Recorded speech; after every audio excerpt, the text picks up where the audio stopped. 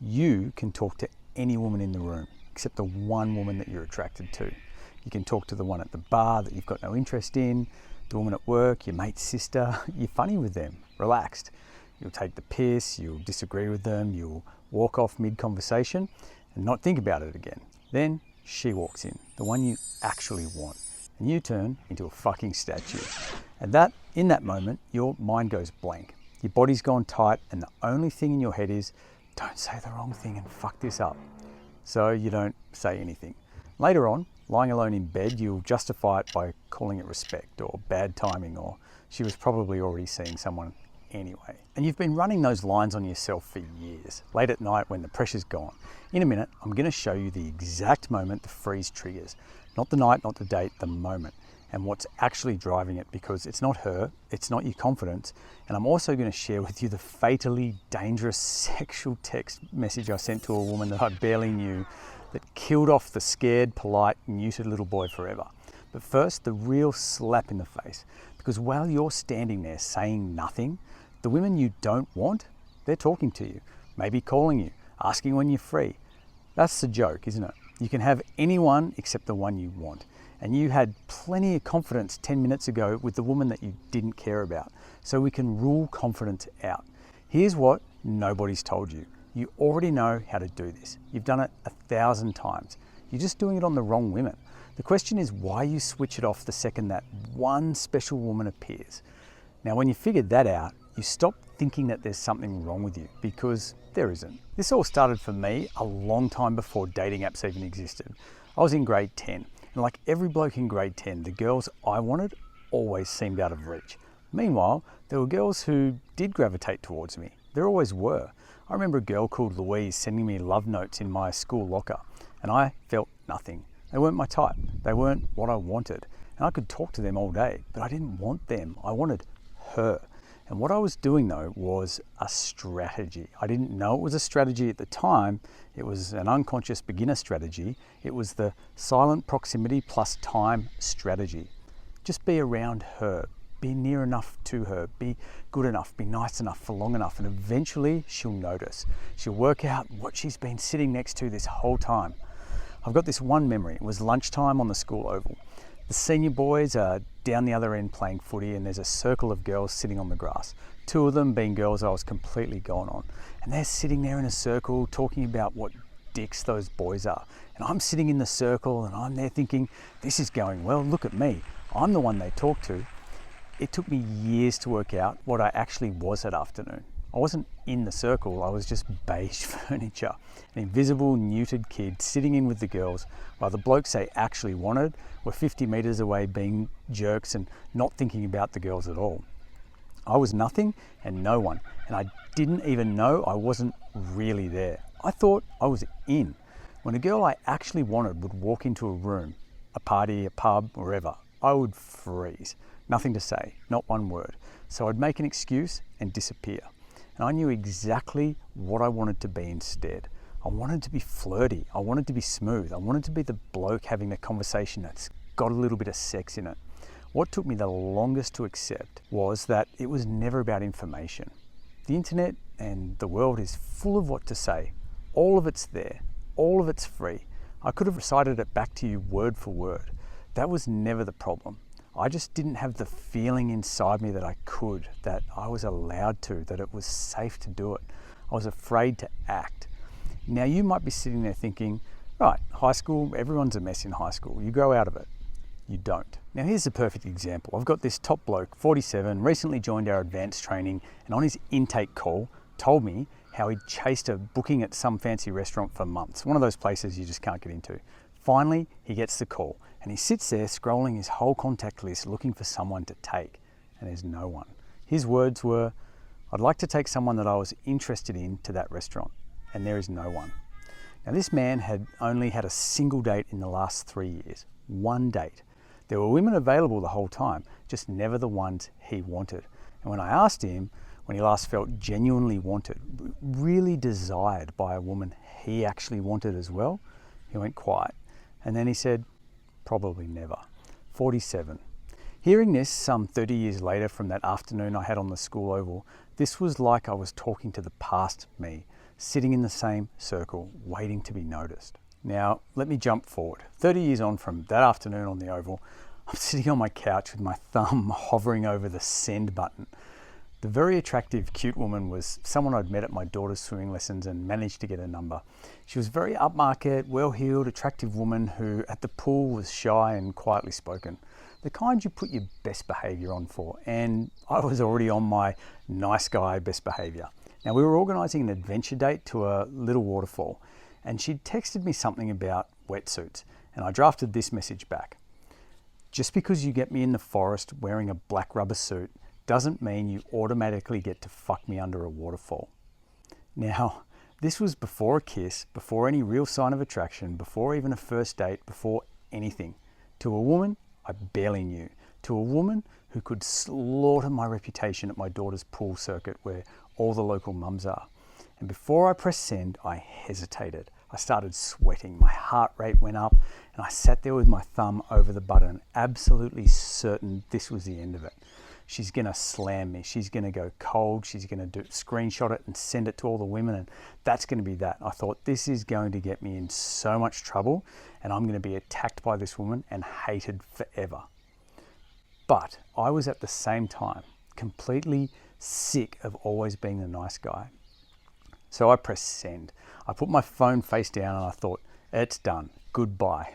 Goodbye. Less than 3 seconds went by and a message buzzed. And in a second, I'm going to share a screenshot of what she wrote back, and it will knock you off your feet as much as it did me. First though, it's helpful to understand why it had taken me 30 years to be able to send that message. And this affects you deeply. We'll quickly answer why this happens at all. You know, this failure to be the man you need to be in the moment, and why it doesn't fix itself. Because everyone in this space will tell you it's confidence or looks or money or status or you need better this, better that. It's none of them. And I can prove it with one story about me that has nothing to do with any of that. Year 12, there was a girl who was coming on to me hard, and I mean hard. We're at a party, she's standing next to me, glowing, pressing herself against me, all about as unsubtle as it gets. There was no reading or guessing required. And I was keen on her, and I had absolutely no idea what to do. I froze. Now stop and look at that, because it breaks every explanation anyone's ever given you. I wasn't nervous, I wasn't intimidated, I wasn't worried about rejection because there was nothing to be rejected from. She'd already decided. A woman I actually was keen on was standing there doing every bit of the work for me, and all I had to do was be a man about it, and I couldn't. That's easy mode, man. That's the easiest it's ever gonna get. So what chance did I have with the woman across the room who isn't throwing herself at me? The one who's giving me nothing, who I'd have to walk up to cold with no signal, no invitation, no help, none. Obviously there was no chance. So it wasn't confidence, it wasn't her being too attractive, it wasn't my photos or my job or my car or my height. It was that the man who could do something with it didn't exist. He'd never existed. And here's the bit that took me years to see, and it's the whole point of this video. I thought she needed a different version of me, a better one, a smoother one, the one who knows what to say to a woman like that. So when she walked in, the girl on the Oval, the girl who walked into the party, whatever, I'd reach down and try to turn him on. And what I was actually afraid of was much simpler. I was just afraid to want her out loud, to be sexual on purpose, at someone who could say no. Because the second you do that, you've declared yourself and there's no walking that back. So instead of aiming the man that I already had available the rest of the time, I went looking for one I didn't have in front of her with no rehearsal. And that's exactly why you freeze, because it isn't a switch. There's nothing to turn on. You're standing in front of the one woman who matters most to you in that entire room, and you're asking yourself to perform a version of you that you have never once rehearsed, but in the highest stakes moment available to you, with no practice and no reps. It'd be like opening night on Broadway, having never once been to a rehearsal. You're just going to freeze. But for the girls who you have no interest in, you're not focused on performing, not focused on trying to attract her. An attractive man is just attractive. He doesn't have to turn anything on or try. And it's not your money, it's your energy, it's your vibe, it's your way of being with all women, not just the one girl you want at the party while you ignore the rest. So when she arrives, the one you want, Of course you've got nothing to be. You've never been it before. So let me correct something I told you 10 minutes ago. I said there were two versions of me. That was wrong. There was only ever one, the one who doesn't care. And I spent about 15 years trying to summon a second one on demand for an audience of one, and then wondering why that guy never showed up. Attractiveness isn't something you do to a woman. It's how you are when she's not in the room. It's how you are with the woman at the bar you'll never see again, the one at work, your mate's sister. That's not practice for the real thing. That is the real thing. You've been switching the good boy off for everyone who doesn't matter, and impulsively switching him back on for the only woman you needed to see the real you. So let's finish the text story. The phone's face down on the couch. Incoming message alert buzzing. My heart leapt again. I thought, oh no, I'm in so much trouble. I opened the message, heart pounding, my jaw dropped. Here's what she had replied in less than 3 seconds. Oh really? You can't tell me I can't fuck you. I'll fuck you if I want to fuck you. Ha! That's a woman I'd been tiptoeing around, shy at the pool, quietly spoken, best behavior required. One message. Now here's what I did next, and this is a bit that actually changed my life. I scrolled up, I went back through every other conversation I'd had with a woman I liked. Polite, respectful, considerate, helpful, available, not one word out of place in any of them, and not one of them going anywhere. I'd been writing job applications, and I wanted to be precise about what changed for me that day because it wasn't the words. I already knew the words. I told you that. The internet's full of the words. What changed was that I found out I was allowed. It was never a script problem, it's a permission problem. And permission doesn't come from reading, it comes from doing it once and finding out that the roof doesn't come off. Now I know what some of you are thinking because I thought about it for years. You watch a bloke talking to a woman like that, relaxed, taking the piss, not chasing, being sexual, and you think, oh, he's being a bit of an arsehole, he's a bit of a jerk. I don't want to be that guy. Mate, you're not watching a jerk, you're watching a man who isn't auditioning. He isn't trying to perform attraction for one special woman. What nobody is telling the guys that are always coming last is that beautiful women do not want to be treated differently. There's the odd princess who wants the princess treatment, sure. But in general, the women that you think are out of your league, they're just desperate to be spoken to like a normal human being, the same as you would treat the one you'd never look at twice. Because almost every man that the hot woman meets, he either freezes and paralyzes or he performs and auditions. All women want to be treated the way you already treat the women you're not interested in. Replay that back. The ones you're a bit dismissive with, the ones who aren't pretty enough for you to bother switching it on for. The way you talk to them is the way the hot girl also wants to be talked to. You already own that man. You've owned it since you were 15. You've just never once pointed it at someone who mattered. So how do you actually do that? How do you stop turning it on and off? So here's the actual work, and I'm going to warn you now, it's much less exciting than you want it to be. You stop selecting who gets the nice guy version of you. That's it. The barista, the woman at the gym, the one at the checkout at Bunnings, the cute girls, the cute women that you'd normally be flat and polite with because you're hiding your dick.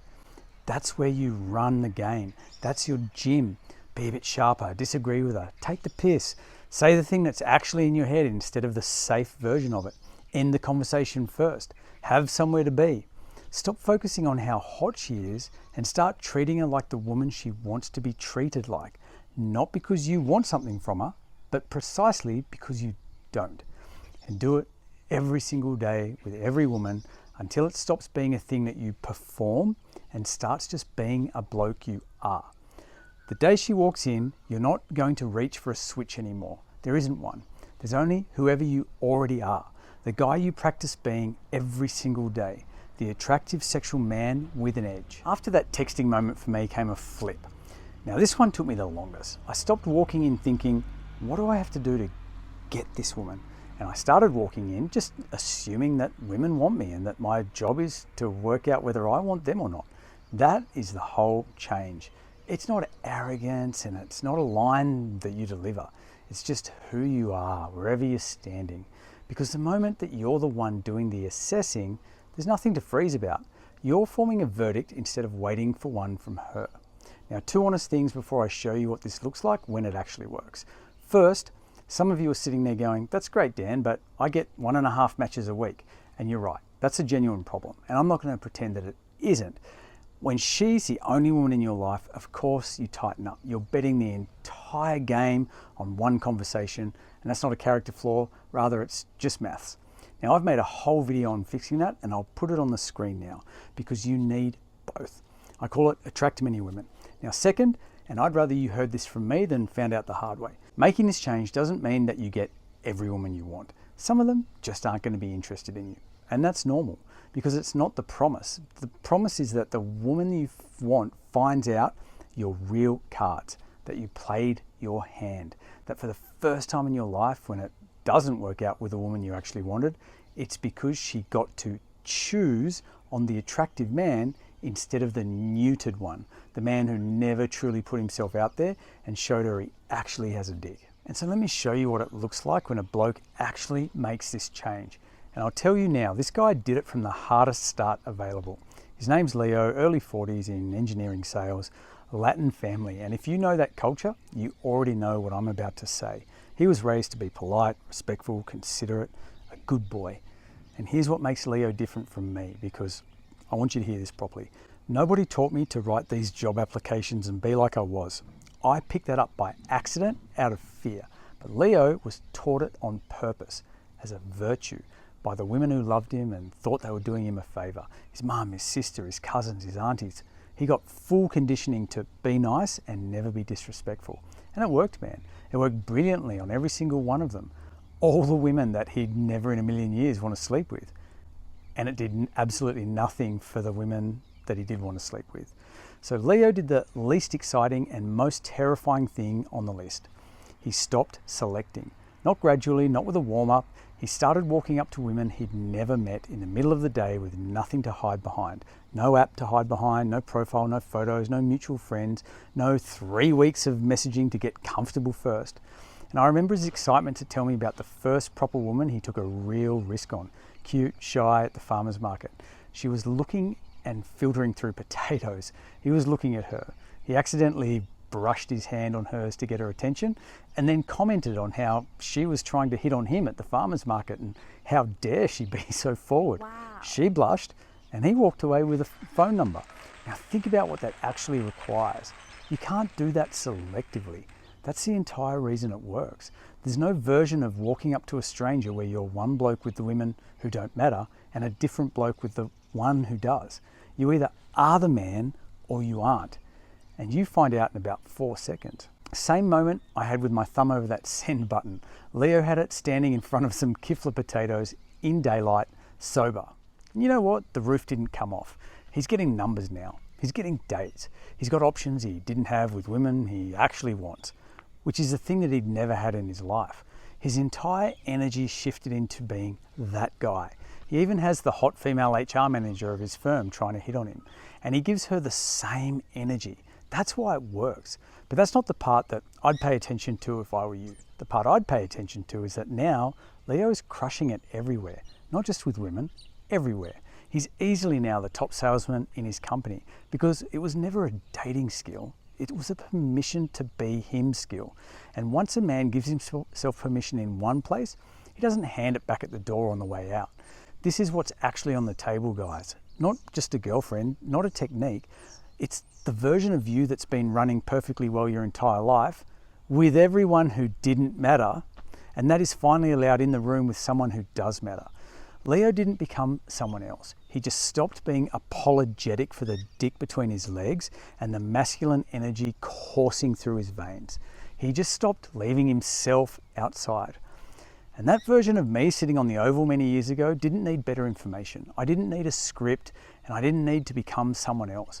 I just needed to find out that version of me that already worked was allowed in the room with the girl that I actually wanted. That's the whole job. Stop selecting, stop shape-shifting. Now, there's something nobody warns you about, and it's the reason most blokes who fix this still end up alone. The freeze doesn't disappear the first time it works. It just moves. Because the moment a woman you actually want starts showing you she's interested, you've now got something to lose again. And that's where most men go straight back to auditioning at the very exact point that they'd already won. Now that's going to be in an upcoming video. This video costs you the date.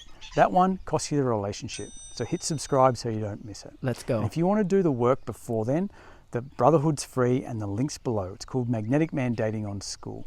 Bring the version of you that already works.